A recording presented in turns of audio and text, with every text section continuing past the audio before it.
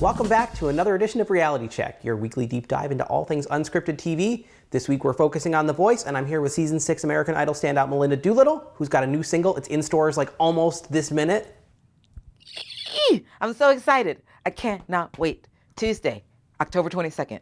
Never giving up. Go directly to iTunes and purchase it. There's no other option. Now. We've got to discuss Melinda The Voice this week, and I'm going to start by bowing down to you and saying you were totally right about Caroline Pinnell. You were right. See? I was wrong. See? I respect a man that can tell a woman that she was right. So thank you for that. And I will just say, I told you so. I just did. I mean, come on. Caroline, her voice that you said was not going to be strong enough to like get over the band and all of that. She tore up some Justin Bieber. Don't cry. We don't need no wings to fly. As long as you love, you love, you love, you love. As long as you love, you love, you love, you love me. It was just straight bliss from the time she opened her mouth to the end of the song. I'm so impressed by her. She was by far my favorite. Now, we've heard As Long As You Love Me done before on reality singing competitions. Carly Rose Sonnenclair did it on The X Factor back in the day, and she turned it into sort of a mournful ballad. What I loved about what Caroline did with it was, you know, she used that ethereal voice of hers. She had that great sort of like rise and fall to her voice where she'd pull it in and then she'd knock you out with it. But she kept some of the rhythm of it. It still had those R&B cadences to it. It wasn't unrecognizable. It was still in its somewhat original form, just made better. And I loved that she didn't just make it into this sort of twee acoustic thing. Like, she proved she can groove with it too. And like you said, with the love, she did that. As long as you love, you love, you love, you love me. And the guy she was against, Anthony Paul, I don't know if I would have stolen him if I was one of the coaches, but I could not blame Christina for hitting her button because his runs were totally on point.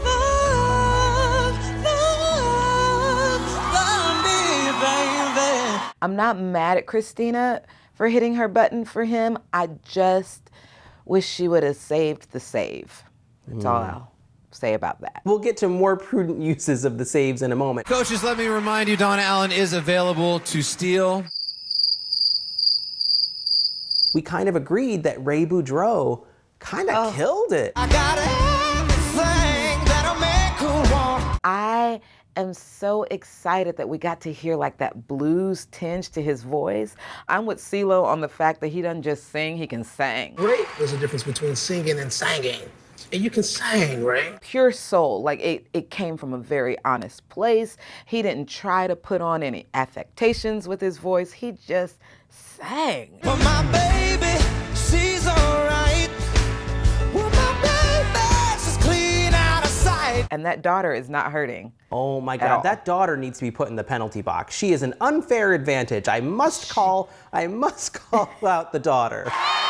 How are you gonna say no to that? You can't. That little girl is priceless, and I need him to stay on the show just so I can hear what she says in between takes. Scratch that. I'm not gonna put the child in the penalty box. I want her to be the new Christina Milian. Could you imagine if they put her up in the skybox and she was like, "What do you think of my daddy?"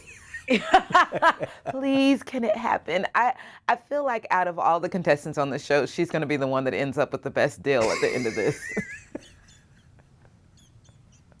Sorry, what's that mean? It was mean? Okay. Ladies and gentlemen, a big thank you to Donna Allen. Best of luck to you.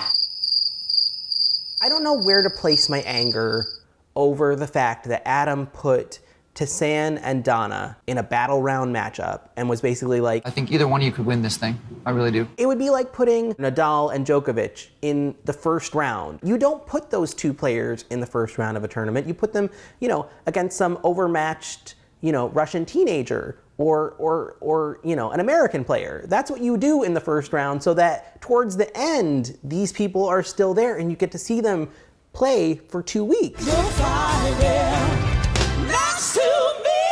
I'm angry at him for doing that, and I'm angry at nobody for stealing Donna, and I feel like ageism is at play because once the blinds are over, and you turn around and you realize this singer is not in the 18 to 49 demographic that all advertisers crave. I've got 2 stills. I got my eye on a few people.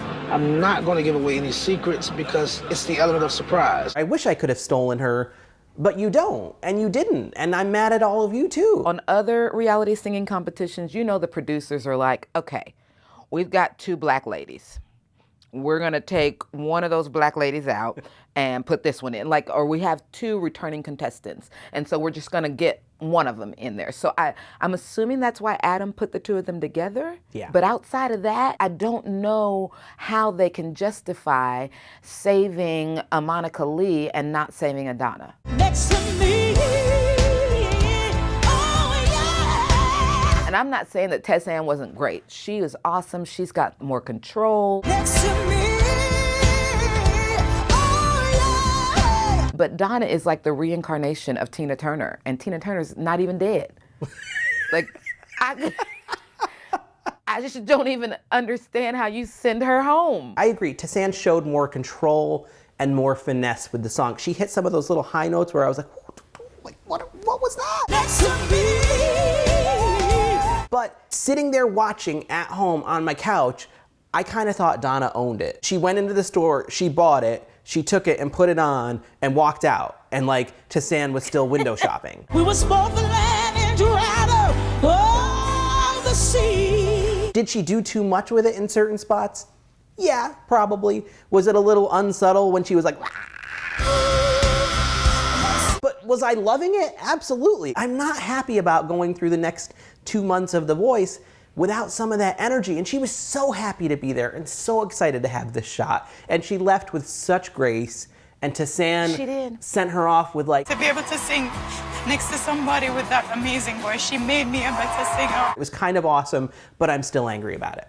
I blame whoever's fault it is. I don't care. Adam, the rest of you judges, the voting public, whoever's fault it is, I blame all of y'all for I blame Donna Mark going Burnett as well. I mean, this is Mark the man who brought the Burnett. Bible to the TV. You better read your Bible. I think it says something in there about not letting go of Donna Allen in the battle rounds. I am just grateful to just be able to sing in front of you guys, and I thank you so much. In the same vein, I feel like the steals were not used as prudently or responsibly as they could have or should have or maybe have been used in the past. I felt like they didn't use it in the situations of injustice. Like when Tamira Joy was singing with Amber, like when the 2 of them were together.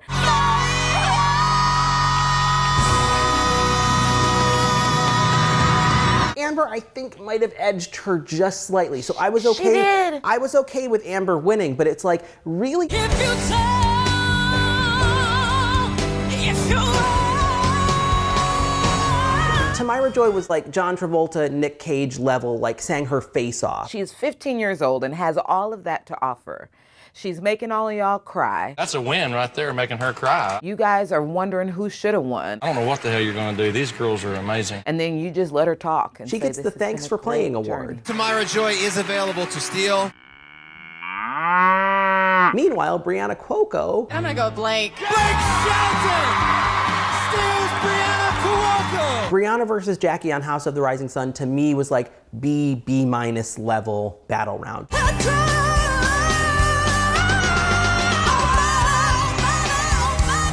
And I should have known the minute that Carson started teasing, like, coming up, something so epic, you've never seen it before. Coming up, the most epic battle of the night. Whenever Carson says that, It's never true. I heard some bum notes from both of those girls. I don't think either one of them particularly captured the spirit and feeling of the song, or maybe even understood what the lyrics were about. And also, Brianna said the word mother like Maida.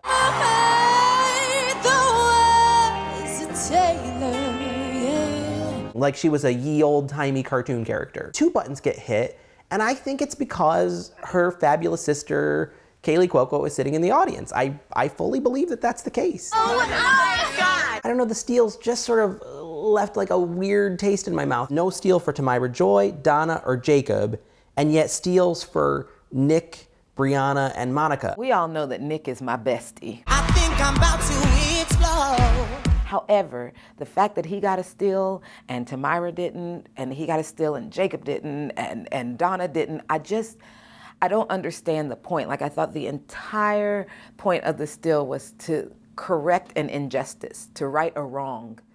And I actually feel like in those cases, the mentors picked the right person, and it wasn't really righting a wrong. It was just like, oh, that person's kind of cool. You know, Nick is fun. He's got some energy. I'll have him on my team. Oh, Adam, you screwed up so bad. I understand why Blake hit that button. It doesn't have anything to do with the tagline that we hear over and over again. This is the voice. It didn't have anything to do with the voice. It was like, we'll get some hilarity out of this. Whether or not he advances past the knockouts or not, this is going to be good TV. If there ever was an odd couple, it's me and Nick. But it's sort of like, this should still be about the voice. I'm sorry, are you saying that Nick can't sing? Is that what we're trying to say? I'm not saying Nick can't sing. I think Nick is a perfectly good singer. But I think had he been allowed to go home, or if Adam had picked Nick over Gray and she had gone home, I don't think it would have been an injustice. I don't think either one of them is going to win the season. The best those two can hope for is like a 10th or 12th place finish. And I don't think a steal should be used on a person whose best shot is to finish 12th. Very nicely put. Okay. Hi, I'm Allison Brie. And I'm Joel McHale. And subscribe to ENT TV. It's just ENTV for all your entertainment news. No, it's EENTV. It's just ENTV, so whatever. It's ENENTEVE. Unless it conflicts with anything, channel or company we work for. I'm Allison Brie. Signing off.